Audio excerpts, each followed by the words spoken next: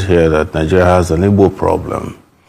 And this, of course, emanated historically from the Civil War, where we claim that it was no vanquished and no victor. But ultimately, there was a vanquished person. If you had 10 million naira before the war, you are giving 20 naira after the war. You are the one vanquished. It is said to you, you cannot be promoted in the army because you can't be trusted. You are the one vanquished. I'm going to sentence him to death. That was the plan.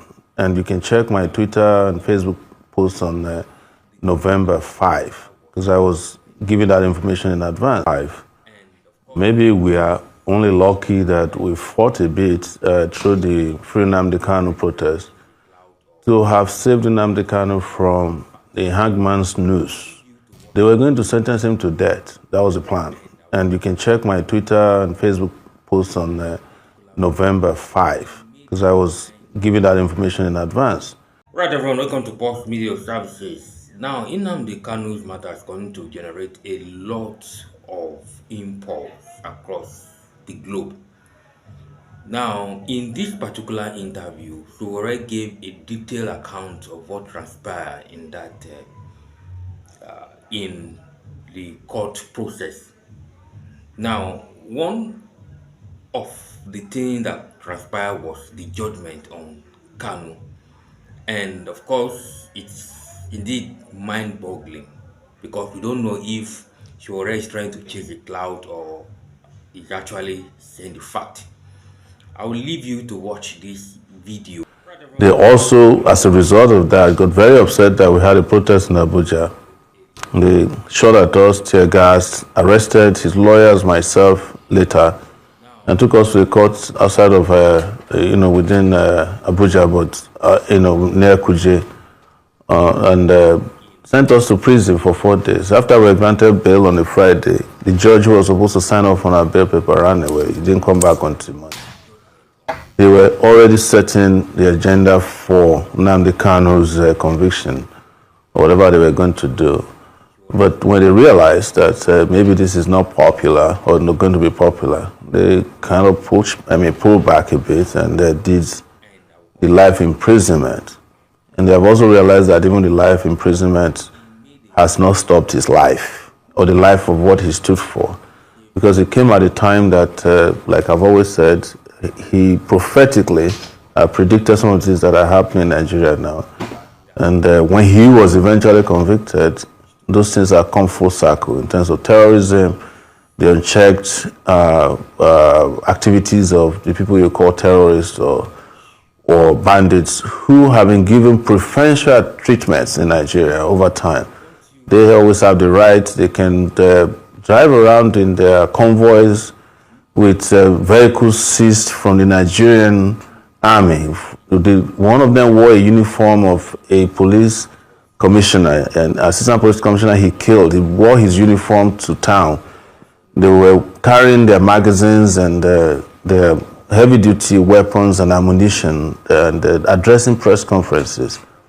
I insist that till date, the only evidence that was adduced against Nnamdi Kanu in this trial, the whole trial, was that he had a microphone and he had a radio transmitter and his underwear, both top and bottom, that he found in a hotel. Every other evidence they claim was against him were things that were circumstantial. Oh, he said that the people should kill police, even when he was not in the country. Oh, he was the one who made NSAS to become what it is. But there are celebrities in Nigeria who claim they started NSAS. I started NSAS in Abuja. And I was one who gathered a lot of people that joined NSAS by calling them individuals, some of the celebrities. So if those ones are being celebrated for doing NSAS, why is Nnamdi Kanu being sent to prison for life? Just for speaking on the day of NSAS to say, oh, do this or whatever they said he said. So everything they accuse him of are things that they had no evidence caused any problem that they adduced caused. They even accused him of killing Gulag while he was in detention. I know something about being in DSS detention. You have zero access to communication. Even if you do, if you smuggle something, and they have a way of monitoring you. So how could somebody like that be sentenced to death? And the terrorists from one of the Boko Haram commander was sentenced to 20 years in prison. That is why Nigeria is where it is today. Some people in our animal farm, some animals are superior to others. And until that is addressed, until the justice applies to everybody in Nigeria, you are not going to get peace without justice. That's what so many of us have been saying, whether you like to hear it or not. But I feel it has come full circle now, that even those who felt like they can bamboozle others by saying, oh yeah, he did this, he's a bad person, they are now dealing with the real bad people. Unfortunately though, those real bad people have cover. They have immunity. Okay. We're going on a break right now. We're still going to continue this conversation because you're digging right deep into it. So we're going on the break right now. We'll see you right back on Perspectives. Grab a cup of tea, as I always say, and see you soon.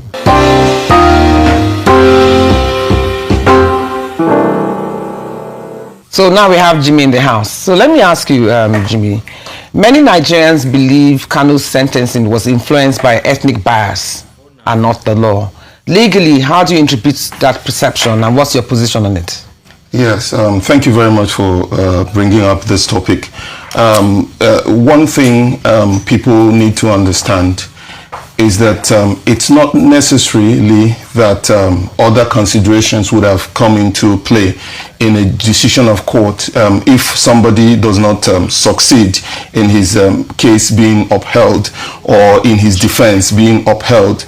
I know that there is that perception out there, but before you can conclude on what actually transpired in the judgment, it will be important for anybody who wants to comment on it to read the 144-page document, judgment of the court, to be able to understand the decision of the court and how the court arrived at its judgment. You may not necessarily be satisfied with the judgment, but that does not ordinarily on its own, on its face, impute ethnic reasons or other not less noble reasons for the decision.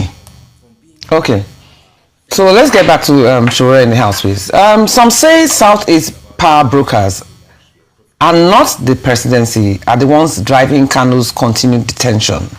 So how is this shaping regional politics, and what should Nigerians expect in 2027? Let me first state this. Yes, let me first state this, that I'm not here to find ethnic differences, but I have said, and I will restate here, that Nigeria has an Igbo problem.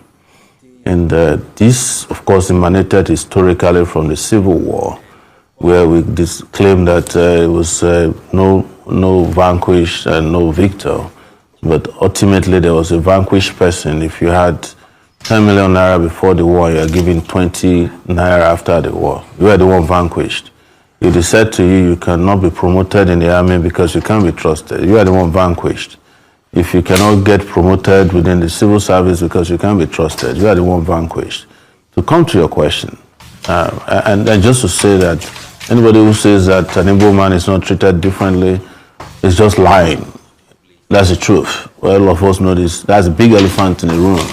And that is what I said earlier when I said, well, there's a Boko Haram guy who has been killing, beheading people, and he was sentenced to 20 years. And the guy who uses a microphone and a radio transmitter is sent to prison for life. They could have sentenced him to death if something hadn't taken place. Then to go to your question about the issue of how the regional power brokers behaved. I was in the midst of it. I was the one calling them up for protests. And I knew what I went through in the hands of the governors, House of Rep members, senators in the Southeast. They all flatly and vehemently, without speaking, refused to encourage their people to participate in anything that could peacefully. It was a peaceful protest planned. So who did we rely on? We relied on those in the markets, to close down their markets. But the major leaders, including the deputy speaker, he came out shamelessly asking that the Igbos should sit at home and you should show that you are cowards. There's no cowardice in peaceful protest. The reason is that they believe that Nnamdi is too powerful politically, and that if he's released, he will have some impact on their political influence and popularity in the zone. They know that they are not popular, but they have all relied on the center to get whatever they want, to keep control over the southeastern political people. And they know that they are running out of time. If Nnamdi Kanu is released, that would not continue. We no longer enjoy what they're enjoying now. Whatever it is, whether it is fake or real popularity or power, they will lose it. They know it. Because I will reveal to you today that one of the biggest issues with the Nigerian state and Nnamdi Kanu is that they couldn't get him to promise that he would renounce his agitation for Biafra. That's the biggest problem. That was his main crime.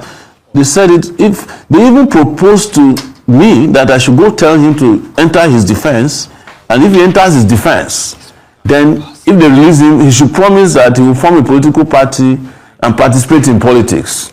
And if he can do that, they will have no problem with him. He said, no, I want my region to be different from Nigeria, because Nigeria cannot support our aspiration for greatness. Now, my caveat is that I am opposed to breaking up Nigeria. I'm a Pan-Africanist. But I have seen, read, and known that it is not a crime for people to seek self-determination. So the regional leaders we are talking about, I called all of them. I called all the governors. At least I know Soludo. I used to be able to reach him. I mentioned here that the governor of his state, Abia, was columnists as our reporters. So I called a lot of them. No one of them picked my call. No one of them has called me back, because what we want is not what they want. They want what they call a political solution. And a political solution is that you jail him first, and then we'll beg you to free him on certain conditions. So that tag of ex-convict, they wanted it badly. All of them are agreed on that.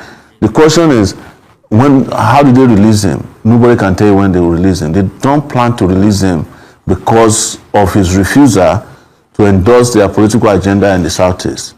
That is the problem. They don't want to hear his name.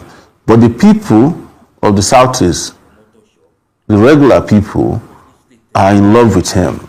And we've seen that with what happened in protests, how markets were closed across the country without a whimper. And they still are going to fight to ensure that Nnamdi Kanu is free. I will still fight to ensure that Nnamdi Kanu is free.